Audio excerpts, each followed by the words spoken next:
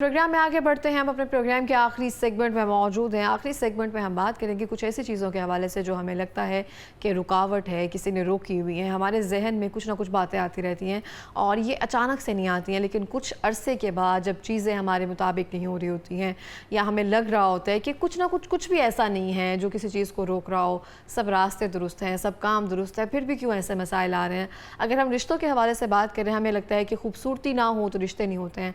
हम खूबसूरत भी हैं, पैसे भी हैं, हर चीज़ अवेलेबल है, फिर भी रिश्ते नहीं हो रहे हैं, कोई रुकावट है। कारोबार में भी हर चीज़ें जो हैं वो ठीक हैं, लेकिन फिर भी कारोबार नहीं चल रहा। ऐसी बेशुमार चीज़ें हैं जो हमें ये सोचने पर मजबूर कर देती हैं कि शायद कोई बंदिश है, शायद किसी ने कुछ करवाया है। बेसिकली बंदिश क्या होती है, कैसे क्या किया जाता है, इस हवाले से जानेंगे। हमें ज्वाइन किया है जनाब दाऊद साहब ने, जो कि एस्ट्रोलॉजर हैं। अस्सलाम वालेकुम। वालेकुम अस्सलाम। कैसे हैं आप सर? अल्हम्दुलिल्लाह। सर बहुत शुक्रिया प्रोग्राम में आने के लिए। और जब भी आप प्रोग्राम में आते हैं, हम नया टॉपिक लेके आते हैं जो बहुत इंटरेस्टिंग होता है। तो आज का टॉपिक है बंदिश के हवाले से। बेसिकली बंदिश क्या है ये, और किन किन चीज़ों में बंदिश जो है वो करवाई जा सकती है? अच्छा जी, बंदिश को अगर हम देखें तो जिस तरह होता है ना, बंद लगाना, रोकना। हासदीन लोग और आपके मुखालफिन लोग जो कि आपकी तरक्की, आपकी कामयाबी के आगे जो है वो ज़ाहरी अगर रुकावट नहीं लगा सकते, ज़ाहरी आपकी तरक्की नहीं रोक सकते, तो रूहानी बंदिश, रूहानी रुकावट और रूहानी चीज़ें रोक देते हैं। स्पिरिचुअल बंदे के, हर बंदे के अंदर ना अल्लाह ताला ने एक पावर रखी है, ताकत रखी है, रूहानी ताकत रखी है। और उस रूहानी ताकत, जिसे इंट्यूशंस भी कह सकते हैं, कि ज़ोर पे बंदा तरक्की की मनाजिल तय करता है। उसका डिटर्मिनेशन होता है, उसका हौसला होता है, उसका जज्बा होता है, उसकी दुआ होती है, उसका रब के साथ ताल्लुक़ होता है। तो ये सारी चीज़ें इंसान को बेहतरी से बेहतरी की तरफ लेकर जाती हैं। लेकिन जब हासदीन आपकी ज़िंदगी में आते हैं, वो जादू करवाते हैं। अच्छा, बंदिश का जादू होता है कि जी वो आप जो तरक्की कर रहे हैं वो तरक्की ना हो, आपको कामयाबी ना मिले। औलाद के ऊपर बंदिश लगती है, तरक्की के ऊपर बंदिश लगती है, पैसे के ऊपर बंदिश लगती है, रिश्तों पे बंदिश लगती है, इज़्ज़त और शोहरत पे बंदिश लगती है। मकसद ये कि दूसरे बंदे को ज़लीलो ख्वार करना। अब जब बंदिश लगती है तो जो बंदा, हमें कैसे पता चलता है कि हम बहुत सारी चीज़ों में ना तवक्कल करते हैं, हम मुसलमान हैं, हमारा तवक्कल जो है फर्स्ट चीज़ पर आ जाता है कि जो हो रहा है अल्लाह की तरफ से हो रहा है, देर है किसी कामों में, हम इस चीज़ को लेकर चलते हैं। लेकिन यही चीज़ अगर सारी ज़िंदगी इसी में गुजर जाए तो वो कैसे हमें पता चलता देखो है कि जल्दी एक बात पता याद चलता है? रखो कि अल्लाह ताला जो है ना, इंसान से बड़ी मोहब्बत करते हैं। बेशक अल्लाह कभी भी नहीं चाहेंगे कि अपने बंदे के कामों में रुकावट डालना। अल्लाह चाहते हैं कि बंदा अल्लाह के साथ रुजू भी रखे और मांगता भी रहे और उसका ताल्लुक़ अल्लाह से मजबूत रहे। तो 70 माओं से ज़्यादा मोहब्बत करने वाला अपनी औलाद के साथ क्या वो कोई काम रोकेगा?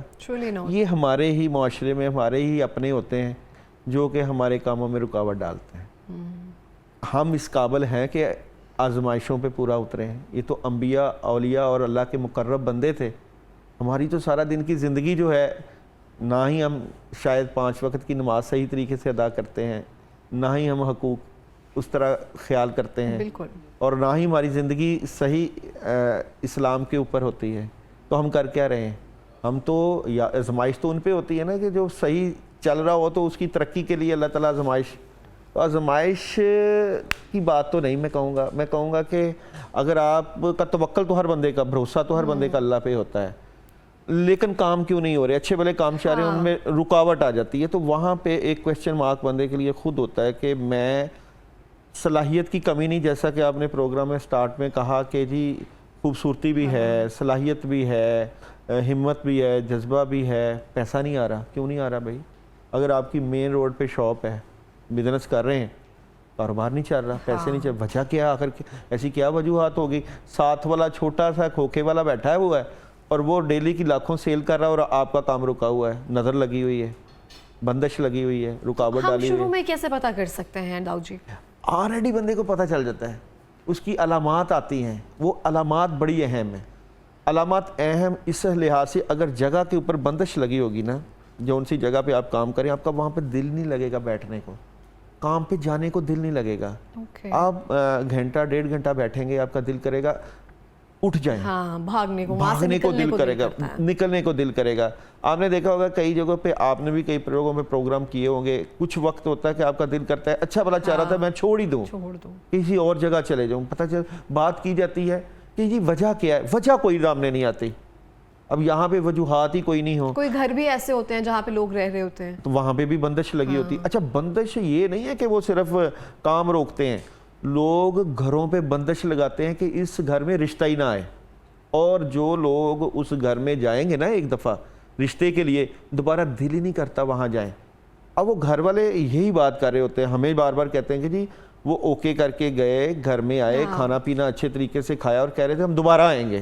یہ دوبارہ والا جو سلسلہ ہے نا وہ کم از کم ہر بندے کے ساتھ ہی چل رہا ہوتا ہے. اب آپ سوچ نہیں رہو گے کہ ایک دفعہ جو رشتے کے لیے آئے تھے, دوسری دفعہ آئے, تیسری دفعہ کوئی اور آیا, وہ بھی کہہ رہے دوبارہ آئیں گے, یہ دوبارہ کب ختم ہوگی؟ تو وہاں پہ بندے کا دماغ کام کرتا ہے, بھائی یہ چکر ہے, کوئی کون سا چکر, یہ بندش کا ہی تو چکر ہے. تو بچیوں کو کیسے پتا چلے گا کہ وہاں پہ رشتوں میں کیسے بندش لگی ہوئی ہے؟ ایک تو گھر میں آگے بہت ساری بچیوں کو عادت ہوتی ہے اپنے کپڑے دوسروں کو دے دینا, یہ سب چیزیں کرنا, یہ بھی بندش کی وجہ بنتی ہیں. دیکھیں کپڑے نہیں دینے چاہیے, بالوں کنگھی میں جو بال ہوتے ہیں ان کی احتیاط کرنی چاہیے. اکثر بچیاں اپنی پکچر سوشل میڈیا وغیرہ کے اوپر لگا دیتی ہیں اور کوئی بندہ ان کو پسند کر لیتا ہے. اب ان کو پتہ ہی نہیں ہوتا کہ کسی نے اس کی شادی روک دی ہوئی ہے, اس لیے کہ اگر اس کی شادی ہو گئی تو اس کی محبت ناکام ہو جائے گی, پتہ ہی نہیں ہوتا. سائیکوپیتھ کچھ ہوتے ہیں لوگ, تو ایسے لوگ ہوتے ہیں, وہ کہتے ہیں کہ جی وہ چلے جاتے ہیں عاملین کے پاس, جادوگروں کے پاس, اور شادیاں اس طرح اکثر وہ کہتے ہیں جی ہمارا دشمن کون ہے, ہمیں کون ایسا کرے گا کہ جی جس کی وجہ سے ہماری شادی رکے. اچھا یہاں پہ فیملی میں بھی اس طرح کی بہت جیلسی اور حسد کا مادہ ہوتا ہے. وہ کہتے ہیں کہ ان کی 2 بچیوں کی شادی ہو گئی ہے, ہماری ایک کی بھی نہیں ہوئی. وہ تیسری پہ چوتھی پہ بندش لگا دیتے ہیں, جادو کروا دیتے ہیں. بندہ کہتا ہے یہ 2 کی شادی میں بڑا مسئلہ کوئی نہیں آیا. پھر آپ نے پہلی بچی کی شادی کی, بڑی دھوم دھام سے شادی کی, سارے خاندان والے آئے, پہلی بچی نارمل, نہ کوئی اتنی خوبصورتی نہ کچھ, اچھی شادی ہو گئی کیونکہ لوگوں کی نظروں میں نہیں تھا. دوسری شادی, بچی خوبصورت بھی ہے, تعلیم یافتہ بھی ہے اور کسی چیز کی کمی بھی نہیں. تو پتہ چلتا ہے 35-40 سال کی عمر ہو گئی, رشتہ ہی نہیں آ رہا, ہو ہی نہیں رہا. اور اگر ہو گیا دھکے سے کاری دیا, فیملی والوں نے کہا کہ نہیں جی کاری دیں, جان چھوٹ ہی جائے اس سے, ظاہری بات ہے اگر عمر زیادہ ہو گیا تو وہ اب والدین تو یہی سوچیں گے. تو پھر نکاح ہوتا ہے یا شادی ہوتی ہے تو پتہ چلتا ہے سال کے بعد, کیونکہ بندش لگی ہوئی ہے, اس کو گھر آنا پڑتا ہے.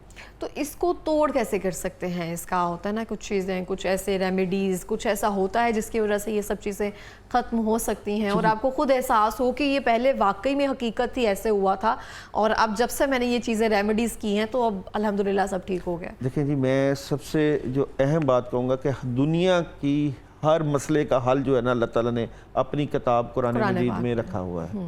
اور کیونکہ یہ روحانی مسئلہ ہے, یہ ظاہری مسئلہ نہیں ہے, یہ آپ کی انٹیوشن سے بھی پتہ چل جائے گا. اس کی جو میں نے علامات بتائیں, جسم کے اوپر درد بھی رہتا ہے, تھکاوٹ بھی رہتی ہے, کسی سے بات کرنے کو دل نہیں کرتا, لڑکیاں شادی سے بھاگتی ہیں, لڑکے شادی سے بھاگتے ہیں, ہم نے کروانی ہی نہیں. وہ پتہ کیا فیصلہ کرتے ہیں کہ میں نے بہت زبردست زندگی, اکیلے کی زندگی اچھی گزری ہے, مجھے کیا مصیبت پڑی ہے شادی کروانے کی. تو اس طرح کی صورتحال پھر پیدا ہو جاتی ہے, وہ خود ہی فیصلے پہ ہو جاتا ہے. دیکھو یہ نیگیٹیوٹی ہے, یہ حسد ہے, یہ رکاوٹ ہے. جس طرح میں نے بندش کہا ہے نا کہ دروازے کے اوپر چوگاٹ پہ لگا جاتے ہیں, گھر پہ لگا جاتے ہیں لوگ, گھر کی فضا پہ لگا دیتے ہیں, جسم پہ لگا دیتے ہیں, عزت شہرت پہ لگا دیتے ہیں. تو صبح اور شام کی مسنون دعائیں تو پڑھنی ہی چاہیے بندے کو, حفاظت کی دعائیں تو پڑھنی ہی چاہیے. روزانہ بندے کو اپنا معمول بنانا چاہیے کہ پانی لے, گھر میں اٹھے سب سے پہلے پانی لے, اس کے اوپر سورہ فاتحہ 2 مرتبہ سورہ فاتحہ پڑھے, 11 مرتبہ آیت الکرسی پڑھے, سورہ یاسین کی پہلی 9 آیات پڑھے اس کے اوپر.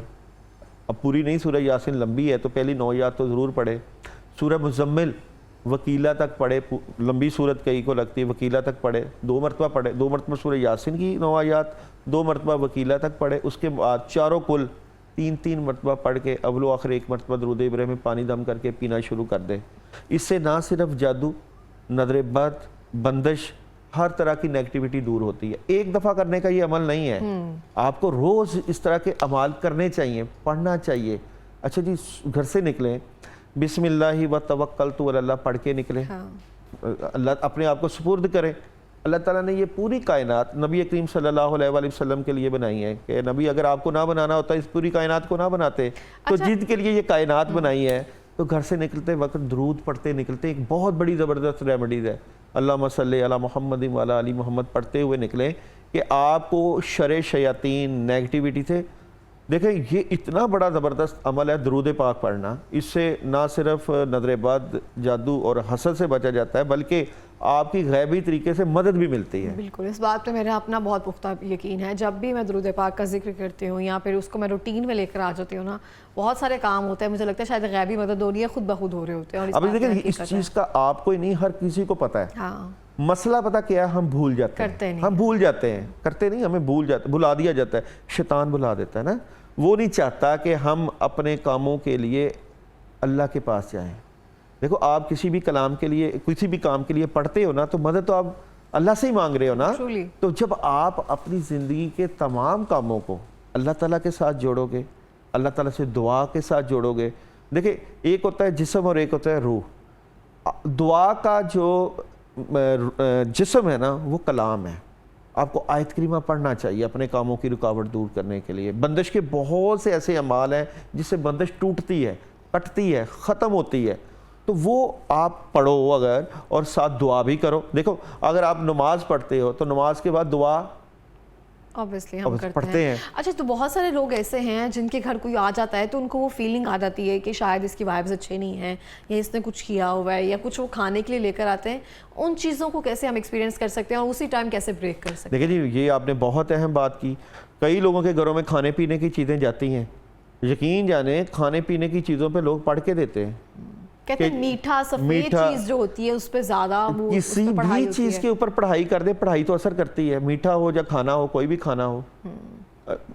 جو لوگ ایسے بھی ہیں جو لوگ رشتے کے لیے جاتے ہیں نا تو وہ کہتے ہیں نا کہ ادھر رشتہ ہو ہمارا ضرور ہو.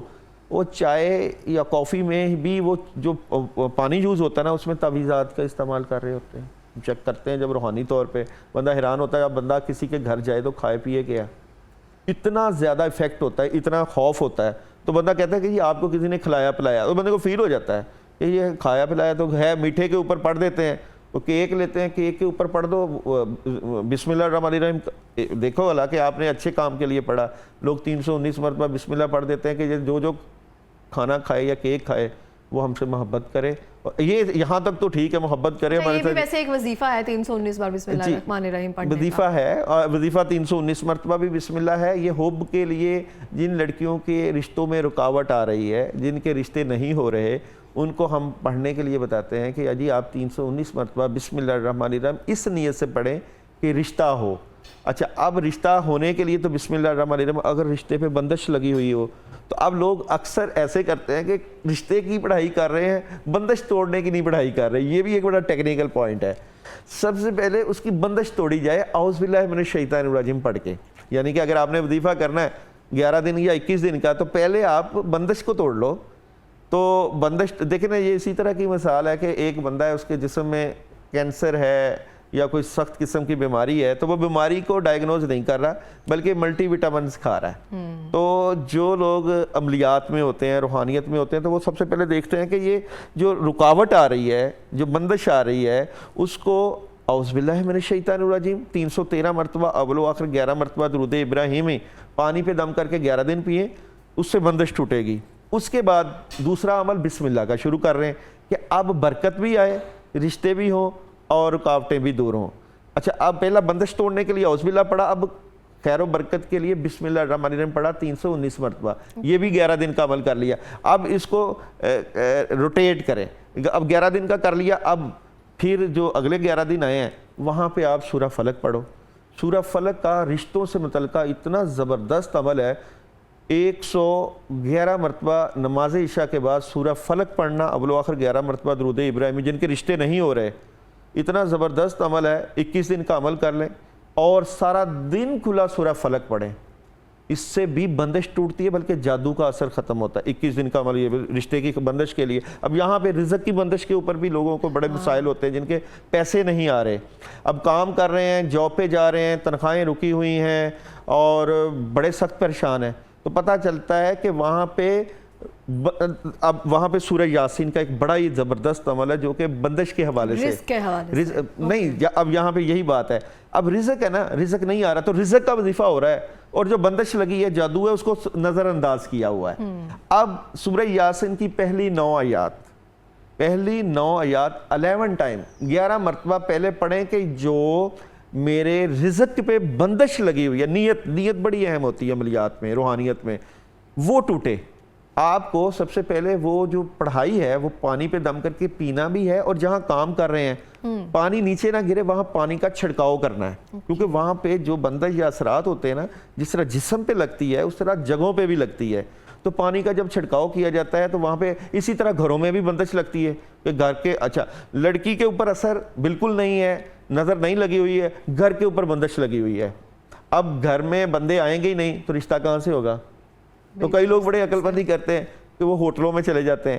اب یہاں پہ ایک بات ہے، کئی ہوٹلز میں ویرانگی ہوتی ہے، اب حیران ہوتے ہیں یہاں پہ لوگوں کا رش ہی نہیں ہے، اور کئی برکت لوگ وہاں پہ جاتے ہیں، برکت والے لوگ جیسے ہی وہ پہنچتے ہیں رش لگ جاتا ہے لوگوں کا۔ آپ کو پتہ نہیں گھر میں وہ کہتے ہیں اورا ہوتا ہے ایسے نا، اورا بھی، اور انہوں نے اللہ کے ساتھ تعلق ایسا بنایا ہوتا ہے، یہ اورا کریٹ کیا جاتا ہے نا۔ آپ دیکھو 1 گھنٹہ صبح اللہ سے دعا کر کے، راز و نیاز کر کے، تہجد پڑھ کے، فجر پڑھ کے، اور پھر آپ عبادت و ریاضت کر کے نکلتے ہو، تو اورا تو بنایا جاتا ہے نا۔ یہ ایسے عام انسان میں، اور جو تہجد پڑھنے والا ہے اس کے ساتھ جس کا تعلق ہے، اسی طرح جو لوگ بزرگوں کے ساتھ جڑے ہوتے ہیں، جو اولیاء اللہ کے ساتھ جڑے ہوتے ہیں، جو ماں باپ کی خدمت کرتے ہیں، جو نیک اعمال کرتے ہیں، جو صدقات دیتے ہیں، تو وہ اپنے اورا کو بچاتے بھی ہیں اور اس کو بڑھاتے بھی ہیں۔ اسی طرح کہتے ہیں نا کہ نیک لوگوں کی دعائیں قبول ہوتی ہیں، مقرب لوگوں کی دعاؤں میں اللہ نے اثر رکھا ہوتا ہے، تو یہ اس کے اوپر محنت کرنی پڑتی ہے۔ اپنی زندگی میں دعا والا بندہ بھی ہونا چاہیے، اور دعا کرتے رہنا بھی چاہیے، اور زندگی کے ہر کام کو، زندگی کے ہر معمول کو، کہتے ہیں نا کہ اللہ تعالیٰ نے ہر چیز کو دعاؤں کے ساتھ جڑا ہے۔ صبح اٹھ کے دعا، اٹھنے کی دعا، کھانا کھانے کی دعا، واش روم جانے کی دعا، ہر چیز کی دعا۔ تو آپ بھی اپنی زندگی کے تمام کاموں کو اگر دعاؤں کے ساتھ جوڑ دیں، لیکن آپ کو پڑھنا کیا ہے، کس وقت پڑھنا ہے، کیا فیصلہ کرنا ہے، اس کی گائیڈ لائن کی بہت ضرورت ہوتی ہے۔ آپ کی زندگی میں کوئی ایسا انسان ہونا چاہیے جو آپ کو صحیح وظیفہ اور صحیح وقت بتائے کہ اس وقت کا کیا گیا وظیفہ آپ کی زندگی میں کامیابیاں لے کر آئے گا۔ بالکل، اس طرح سے بہت بہت شکریہ آپ کا پروگرام میں آنے کے لیے، تھینک یو سو مچ۔ اور اسی کے ساتھ میں بھی یہ کہنا چاہتی ہوں، پتہ بھی نہیں ہلتا بغیر اس کی رضا کے، اور اس بات کو ہمیں مد نظر رکھنا چاہیے۔ اسی کے ساتھ ہی مجھے اجازت دیجیے، ملیں گے ایک نئی صبح کے ساتھ۔ اللہ نگہبان۔